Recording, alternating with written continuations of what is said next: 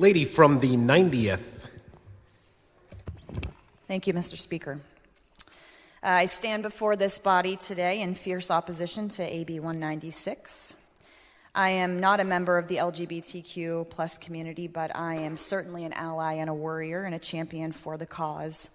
And I stand with all of our community members in the LGBTQ community across Wisconsin and across our country in our collective work to ensure equity, safety, and fairness, especially for our trans youth. Some of my colleagues may know that before being elected to serve here, to serve the 90th, I was a teacher. I was a certified health and physical education teacher for kindergarten through 12th grade, and I also had the opportunity to teach higher education at 2 different community colleges. My true passion, interestingly enough, was teaching middle school. Just when kids were starting to grow into themselves. I know many people, we laugh about middle schoolers, but it was the age group that I loved interacting with them and getting to know them right at that critical moment of development. And I coached. I coached 7th grade and 8th grade girls basketball. And I even coached JV varsity boys basketball, where I'm proud to say I went undefeated in my first year as the head coach. My assistant coach was a male. That was a very interesting year. Coaching and teaching and inspiring a love of movement and play and athletics was a true calling for me. I grew up as a gym rat, playing basketball at a young age through high school, and with my dad, who coached, and with my family, who communed around the school gymnasium like it was a sacred place. We would come together after school on Saturday mornings. We valued one another and the abundant opportunities that athletics provided. And I went into the health and physical education field because the love of sports resonated so deeply with me. And I wanted to inspire all people, all ages, genders, all body types, to find and grow their appreciation of movement, play, and teamwork. Because I knew what athletics had given to me, and I wanted to extend that opportunity to others. And what was so great about being a health and physical education teacher was that I had the power to challenge the unsaid rules of who sports and athletics were traditionally for, because I knew that there were so many people that were squeezed out. And I was able in my classroom and in my gymnasium to provide inclusive, purposeful, joyful opportunities for kids who were using wheelchairs, kids who were living with cognitive disabilities, kids who were queer and trans or gay, kids that were too little or too big compared to the average student of their age.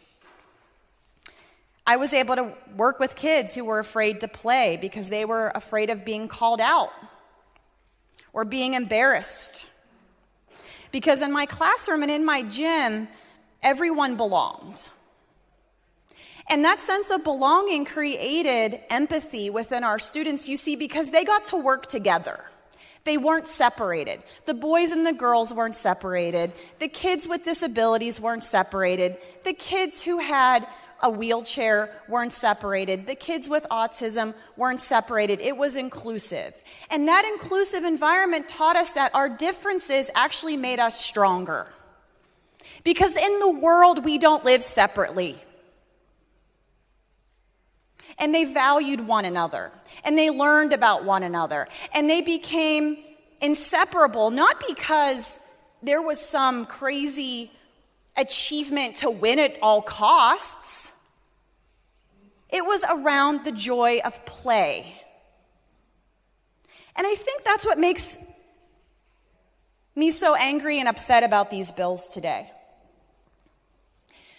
You know, there are so many educators, parents, organizations, and athletes working to make sure that all kids can play.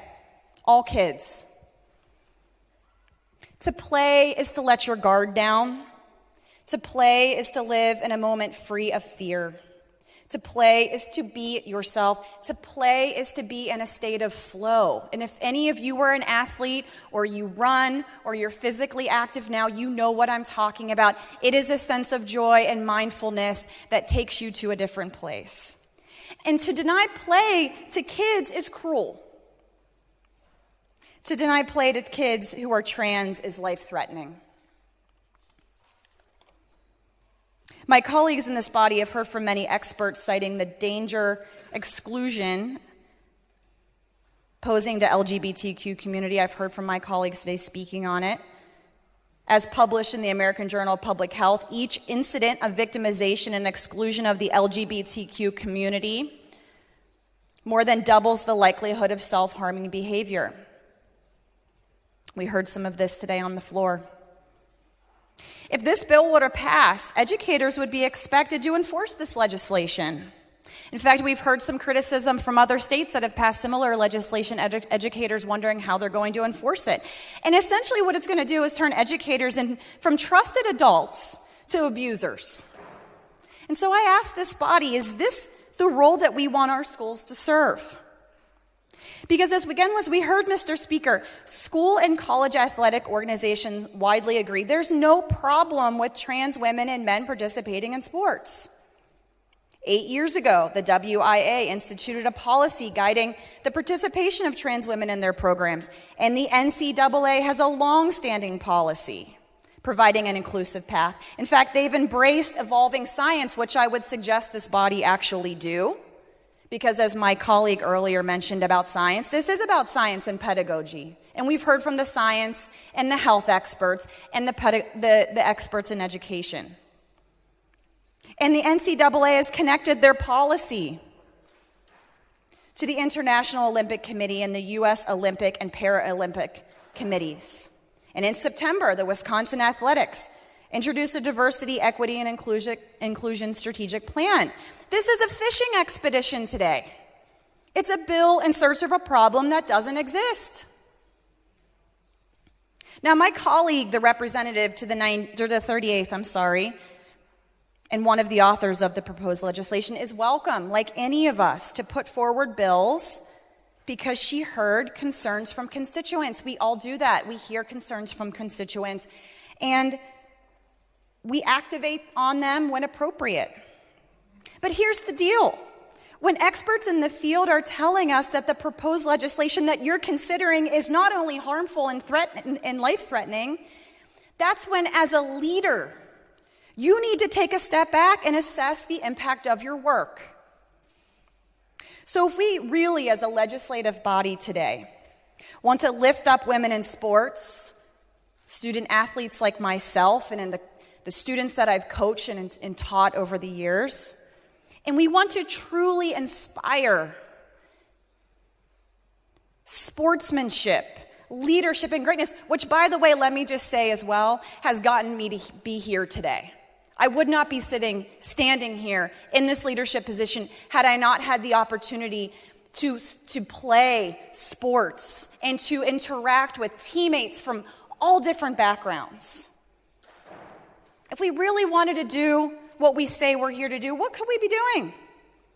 Well, we certainly could be talking about equity of funding in women's facilities. I remember when I was in 8th grade, my uniform was polyester and the boys' basketball team got brand new uniforms. Now, we've come a long way, but there are deep inequities in funding still in women's sports.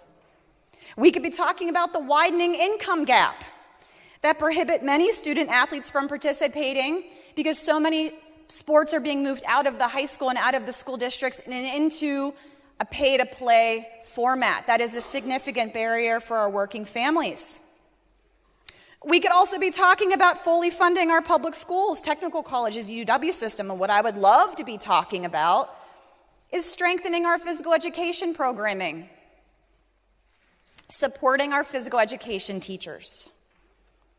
And of course, we could certainly be talking, Mr. Speaker, about the proposed 2021 equality agenda.